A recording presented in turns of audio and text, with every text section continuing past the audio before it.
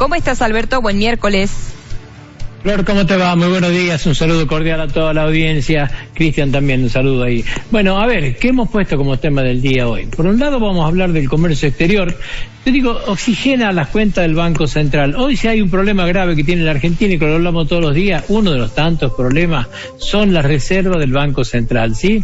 Reservas que ayer perforaron los 43.000 millones cuando hablamos de la reserva bruta, pero cuando hablamos de la neta ya perforó los 10.000 millones de dólares y esto preocupa y complica mucho, digamos, ¿sí? Hay muy poco oxígeno para por lo menos soportar 3 meses de importaciones, por ejemplo. Bueno, esto el comercio exterior le trae buenas noticias. ¿Por qué decimos? Porque en el mes de julio las exportaciones permitieron que entran a la Argentina 4.903 millones de dólares. Esto es en concepto de exportaciones. Las importaciones, o sea, la plata que se nos fue de 3.427 millones de dólares. Esto dio un saldo positivo de 1.476 millones de dólares en julio. Si comparamos los 7 meses, la situación también es buena porque le dejaron a la República Argentina un saldo favorable de 9.573 millones de dólares. ¿Qué dicen los especialistas? Que la proyección hacia fin de año habla de que el comercio exterior nos va a dejar 18.000 millones de dólares. Esta es la muy buena noticia, o sea, entraron mucho más dólares de lo que se fueron cuando el país los recontra necesita. La mala noticia, ¿cuál es? Que podía haber sido mejor. ¿Por qué decimos esto? Porque lo bueno es que crecieron las exportaciones de julio respecto a junio, crecieron un 2.4%. ¿Cuál es lo malo? Que si uno compara julio del 2020 con julio del 2019, nos encontramos que hay una caída del 16.3%. ¿Qué quiere decir esto? La actividad económica, lamentablemente en la Argentina, en el mes de julio ha caído muchísimo. Y esto no es un buen dato para un país que necesita exportar más. Así que, saldo positivo a la balanza, lo bueno. Lo malo, están cayendo las exportaciones, hay que levantar este nivel, vamos a ver qué pasa después de la pandemia. El otro tema, se mantiene el petróleo y cae un poco la producción de gas. Esto es lo que decíamos, vamos a analizarlo un poquitito. Son datos oficiales que lo da el Instituto Argentino del Petróleo y del Gas, que mide, ¿no es cierto?, lo que pasó en el primer semestre del año 2020, o sea, tomando el semestre completo, ¿no es cierto? En el petróleo convencional tenemos que se ha producido en el orden de los 77.545 metros cúbicos promedio por día.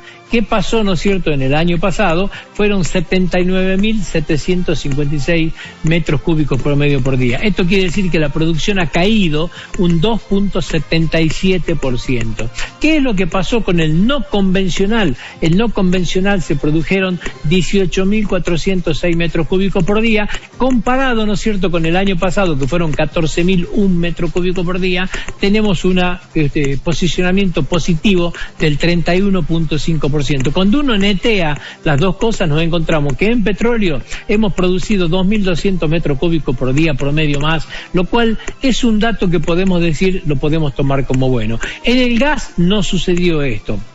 Tanto convencional como no convencional, las cifras lamentablemente son negativas. En el convencional se produjeron 125,3 millones de metros cúbicos, en cambio en el 2019 se habían producido 133 millones de metros cúbicos, una caída del 5.8%. Cuando nos vamos al no convencional, la situación es 55.47 millones de metros cúbicos contra 54.1, la caída es del 2,4. O sea que en los dos, tanto convencional como no convencional, hay una caída que uno puede considerar que no es significativa. ¿Dónde está el dato muy malo realmente?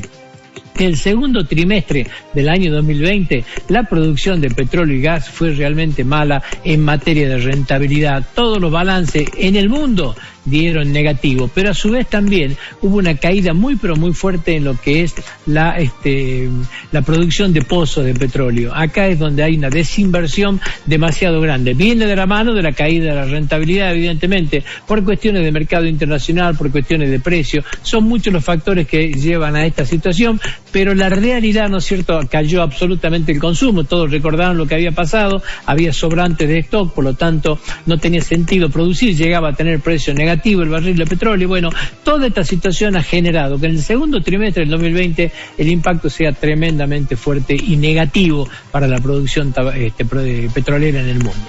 El otro tema Yo decía que la gente vuelve a la calle y consolida un método de protesta sin conducción. ¿Por qué decimos esto? Primero que nadie conduce esto. Se autoconvocan, lo hacen por las redes sociales, no hay nada que lo frene, porque después de todas las críticas que hubo de la movilización del día 17 de agosto, bueno, para hoy vuelve, ¿no es cierto?, a convocarse, y más allá de todas las críticas que aparecieron acá por el tema de la pandemia, la realidad es que la gente ya ha tomado este método de protesta como algo, ¿no es cierto?, que lo representa, que siente que es lo que tiene que llevar adelante para decir basta a lo que cree que es injusto, y ha programado para el día de hoy y para el día de mañana 2 manifestaciones. Yo digo no tiene conducción porque nadie está en condiciones de convocarla. No hay ninguna expresión política que hoy represente. Vidal, por ejemplo, decía, en el tema reforma judicial no hay ningún tipo de negociación posible, o sea, sumándose de alguna manera en forma elíptica a lo que es la motivación de la marcha de hoy. La marcha de hoy tiene nombre y apellido perfectamente delimitado, es en contra de la reforma que está por tratar el Senado de mañana. ¿Cómo va a ser la marcha de hoy? Arranca a las 4 de la tarde con la construcción de una carpa que va a ser frente al Congreso. A las 8 empezaría una vigilia para estar toda la noche acompañando, ¿no es cierto?, para el gran día que es el día de mañana, donde se va a empezar a tratar la reforma en el Senado, donde tiene lógicamente una mayoría sencilla para que sea una sesión casi express. Bueno, la realidad es que mañana a partir de las 12, desde una cantidad aproximada de 30 puntos de la Ciudad Autónoma de Buenos Aires, va a empezar a marchar la gente hacia el Congreso para tratar de llegar en una masiva convocatoria al Congreso cuando se esté tratando la ley y hacer un pernote en ese lugar hasta que la ley termine de tratarse. Bueno, la gente de nuevo en la calle le ha tomado el gusto a esto y se ha transformado en una piedra muy fuerte en el zapato del gobierno de Alberto Fernández.